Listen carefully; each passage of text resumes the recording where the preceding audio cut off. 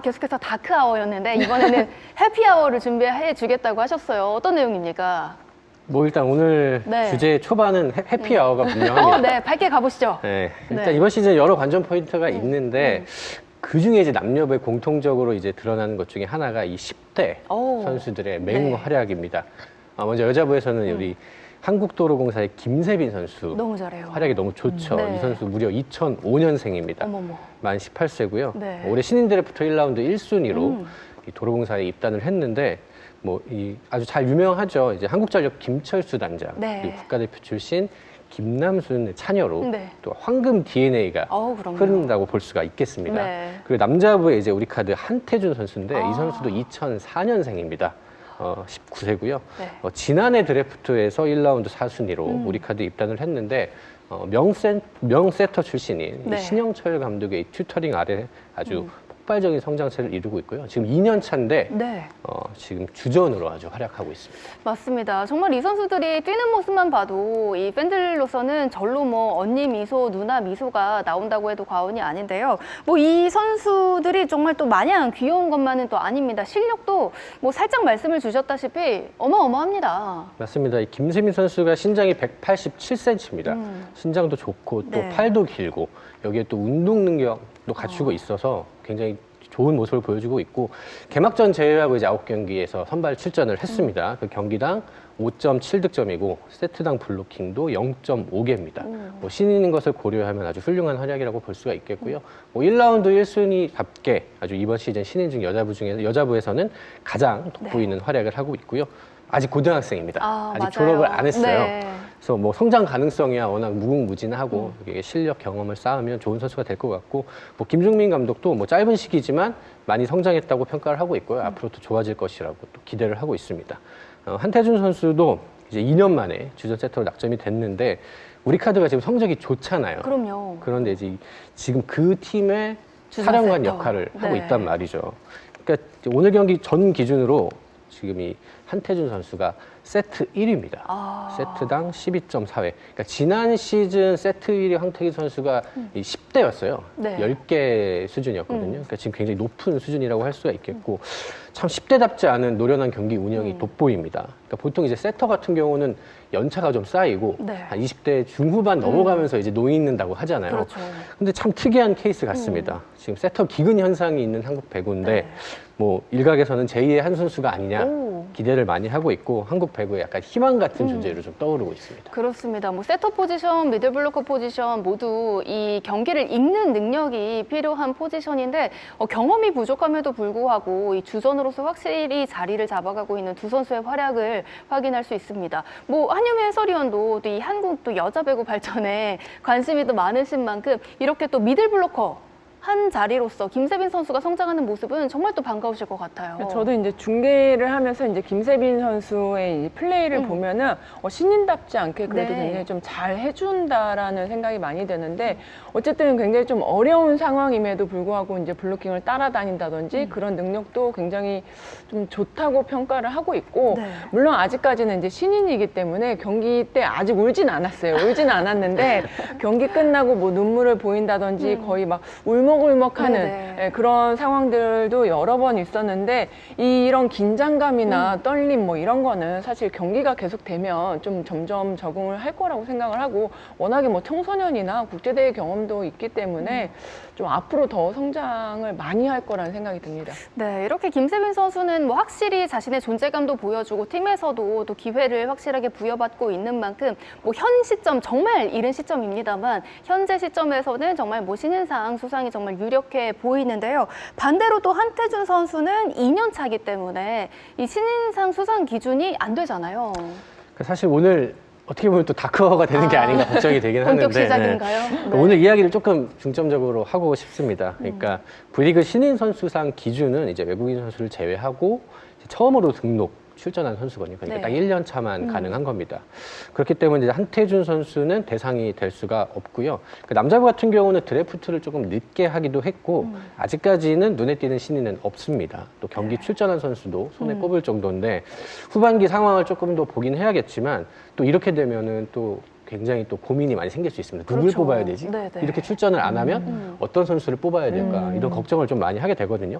사실 이게 뭐 올해만 그런 건 아니고요. 지난 몇 년간 이 신인 선수상을 투표를 할 때 그러니까 되게 경쟁이 좀 붙어야 되는데 네네. 그게 아니라 도대체 누굴 뽑아야 될까?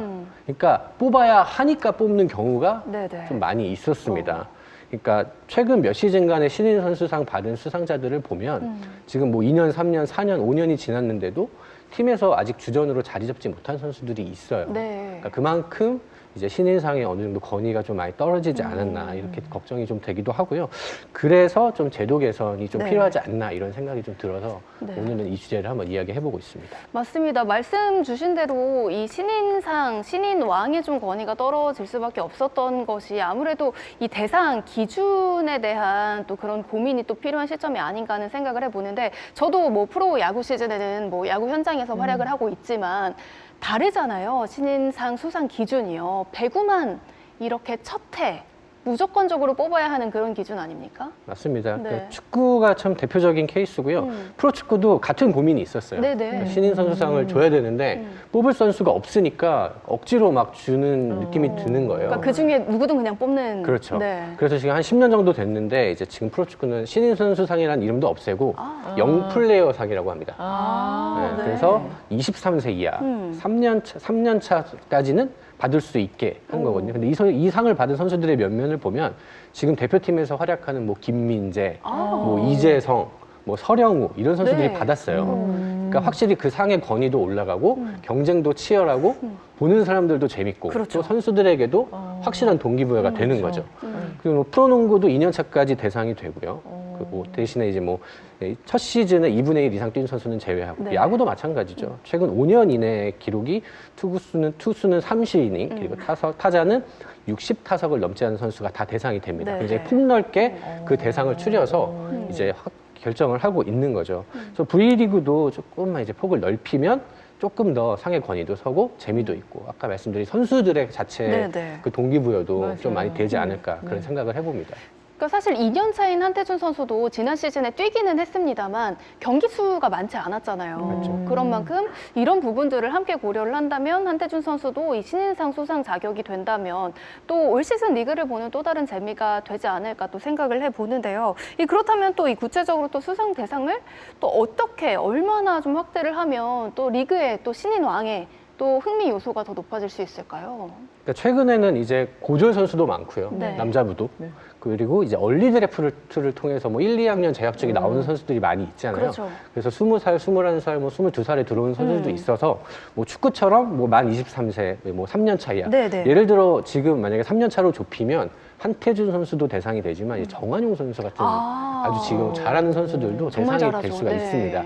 그래서 뭐 이런 식으로 조금 한 2, 3년 차로 좁혀서 한다면 훨씬 더 좋지 않을까 뭐 이런 생각이 들고 물론 그 신인상이라는 그 타이틀 가치가 분명 존재를 합니다. 그렇죠, 그 그렇죠. 1년 차의 선수 중에 가장 좋은 신인들을 결정하는 것도 뭐 네. 좋은 가치라고 할 수 있지만 뭐 이게 자꾸 반복되면서 조금의 아쉬운 점들이 보인다면 뭐 개선의 여지도 있지 않을까 좀 생각을 해봅니다. 맞아요. 사실 이 신인상이라는 게 딱 한 번만 받을 수 있는 또 그런 느낌, 또 신인이기에 받을 수 있는 그런 느낌도 절대는 무시해서는 안 되는 요소이긴 하지만 그래도 또 여러 차례 좀 다각적인 고민을 해보면 좋을 것 같다는 생각을 해보는데요. 뭐 이렇게 매번 이 다크아워에 한 발 더 이 일침을 더하시는 한유미 해설위원은 또 네. 한국 배구 또 많이 생각하시니까 좀 어떻게 됐으면 좋겠다는 생각을 해보실까요? 일단 공교롭게 제가 검은색 옷을 입고 왔네요. 다크아워 유미. 네, 제가 네. 봤을 때 이제 지금까지 우리 V리그에서 주는 신인상은 말 그대로 데뷔상이잖아요. 네네. 근데 그 데뷔했던 그 시즌에만 주는 건데 사실 뭐 고등학교에서 사실 이게 오자마자 시합을 뛰어서 바로 잘하기가 쉽진 쉽지 않아요. 않죠. 예. 네. 그래서 그러기보다는 약간의 이제 뭐 다른 종목처럼 기간을 준다든지 아니면 뭐 말 그대로 이제 새롭게 뭐 주전으로 들어간 거를 뭐 몇 경기를 했을 때 정말 그걸로 이제 신인 자격을 줘서 네네. 그러니까 말 그대로 뭐 뉴스타상 막 이런 식으로 좀 기준을 좀 정해놓고 네. 정말 그에 걸맞는 실력을 보여줬을 때 주는 상이어야지만 이게 이 같은 배구인들끼리도 이 부분에 대해서는 서로 또 좀 동의를 하고 인정을 하지 않을까. 그리고 그래야지만 이 받는 선수 입장에서도 이게 더 영광스럽지 그렇죠. 않을까라는 생각도 듭니다. 네, 받아보셨잖아요. 저는 네. 프로 때는 아니고요. 99년 아. 슈퍼리그 시절에 슈퍼리그 받으셨는데 시절에. 그러니까 사실 네. 이런 신인이 있으면 매해 있으면 고민을 안 해도 됩니다. 그렇죠. 저희 네. 때는 사실 되게 치열했어요. 네. 네. 치열한데 받으셨다는 네, 거죠. 네. 그렇죠. 무려 21세기의 그렇죠. 20세기. 20세기. 20세기의 첫 신인상. 한유미.